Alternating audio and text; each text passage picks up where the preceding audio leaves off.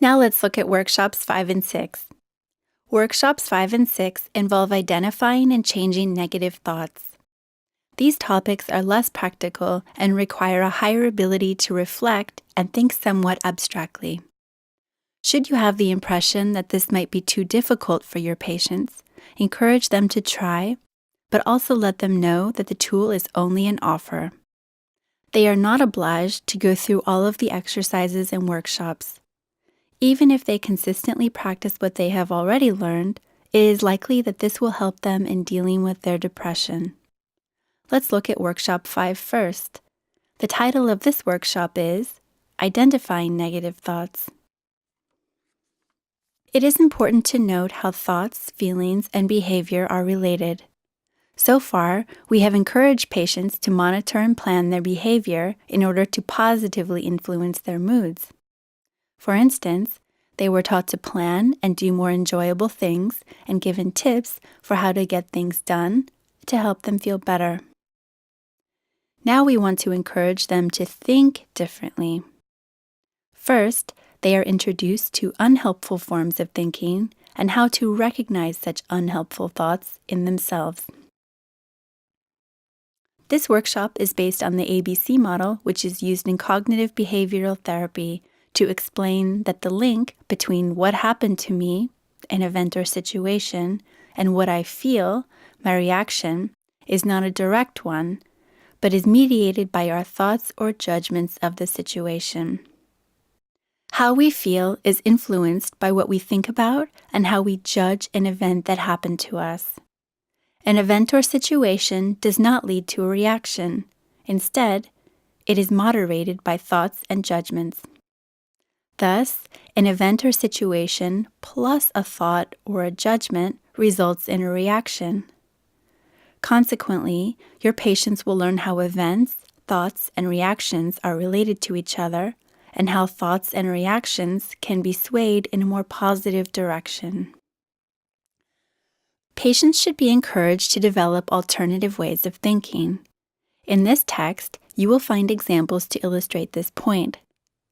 John and Paul both got criticized by their boss for something they did. John thought, "This is terrible. What a loser I am. He will put this on my record, and he'll be watching me closely from now on. I just can't mess up again. I better do it right, otherwise there is just no point in doing it." John felt panicky and started to feel tense. He brooded over this incident all day and could not concentrate on anything else. Paul thought, "Oh well, it's not the end of the world. Mistakes happen. I usually do things okay, and he often praises my work. I'm sure he will excuse me this time. I better apologize to him and carry on." Paul carried on working the rest of the day and focused his mind on his work. So, although these two shared the same experience, they reacted to it differently.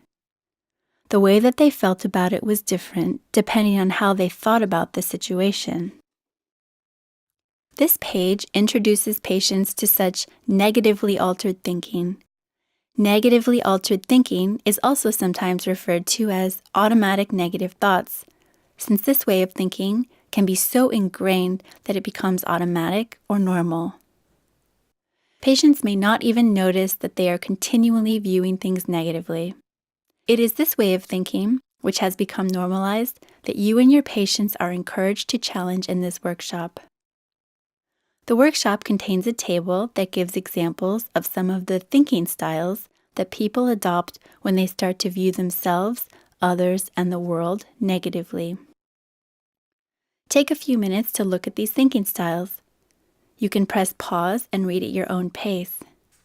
Do you recognize these styles in some of your patients, or even yourself? The examples on this page give you an idea about some of the ways in which patients might think about situations, as well as how patients might challenge their negative thinking. This is accomplished by first identifying the thinking style they seem to have adopted. In the second step, the aim is to show how the opposite way of thinking might lead to different feelings about an event and therefore different behavior.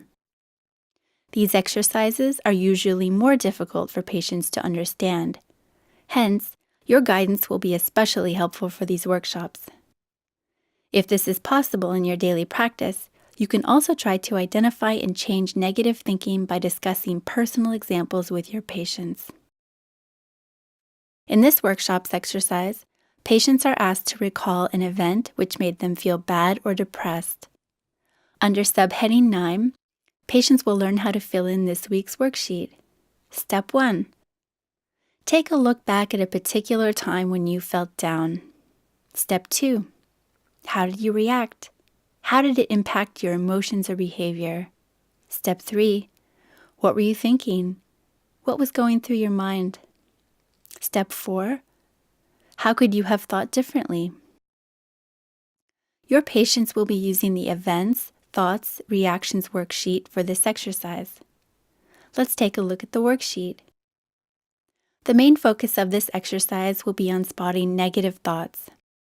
Your patients can use this worksheet to look back at past and recent events and review what happened, what their thoughts were at the time, and what their reaction was. They should then try and think about the situation in a more positive way and imagine how this might have led to a different reaction. The idea is to get your patients into the habit of checking what they are thinking and how it is related to the way they feel and act. Your patients may bring a printout of their completed worksheets to their next visit and discuss them with you. This is workshop number 6, which is called Changing Negative Thoughts. It begins with a recap of workshop 5. Your patients have learned to identify negative thoughts and unhelpful thinking styles. Now, they will be encouraged to challenge automatic negative thinking. This workshop aims to teach your patients more positive and perhaps more realistic ways of thinking about events or situations. In this way, their old negative thinking styles are challenged. First, we ask patients to consider their beliefs about themselves. How do they generally think of themselves, for instance? What words would they use to describe themselves? We form these beliefs about ourselves in childhood, and often such beliefs are formed in response to others. Because they were formed at an early age, they can be very ingrained in our minds. These self-beliefs partly determine what our future will be like. Negative self-beliefs can limit our potential to achieve our goals and can trigger negative thoughts in our daily lives. You might want to think about patients you have with negative self-beliefs and how these negative self-beliefs limit their achievements, impact their daily lives, as well as what happens to them in the long term. Here we are challenging negative thinking. This is the part that many people with depression might find difficult and therefore may need some help with. You may also feel that some of your patients are not ready to undertake this task. You may advise them to come back to this workshop and workshop 5 when their mood has improved, they are sleeping better, and they are more active, and when they are doing well on all the tasks covered in workshops 1 through 4. The key to challenging negative thinking is to stop believing that the negative thoughts are true and begin to question and criticize such thinking. This is achieved by constructing different hypothetical scenarios as an alternative to reactions and thoughts about events that left patients feeling bad. Let's have a look at an exercise that patients can use to help challenge and change their negative thoughts. In the first step, patients are asked to choose one of the events they recorded in the exercise of the Identifying Negative Thoughts workshop. Second, patients are asked to gather evidence to examine whether their thoughts are backed up with facts. They can answer the following questions. What proof do I have for these thoughts? Does it fit with the facts? Would most people agree with it? What else can I find out before I draw this conclusion? What evidence is there to prove that this thought is either right or wrong? Step 3 is to look for alternative ways of viewing the situation. Patients are asked to write down alternative ways of thinking and score them from 0 to 10 regarding how likely this explanation or thought about an event is. The following questions can be used to generate alternatives.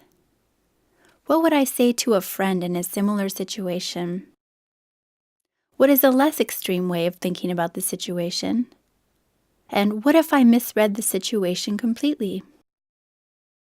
It is an important step for your patients to realize how their thinking is affecting them. Is the way they thought about the event helpful? What have they lost or gained by thinking that way? Would thinking about other alternatives be helpful?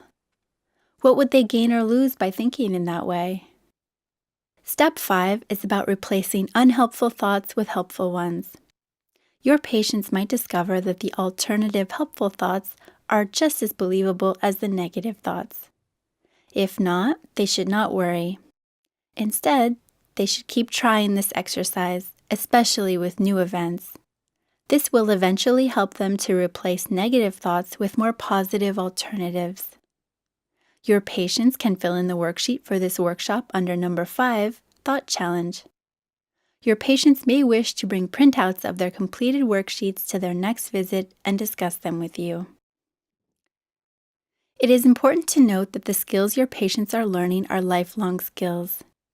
They are very helpful but difficult to learn. Sometimes it is easy to slip into old habits, especially when low moods return.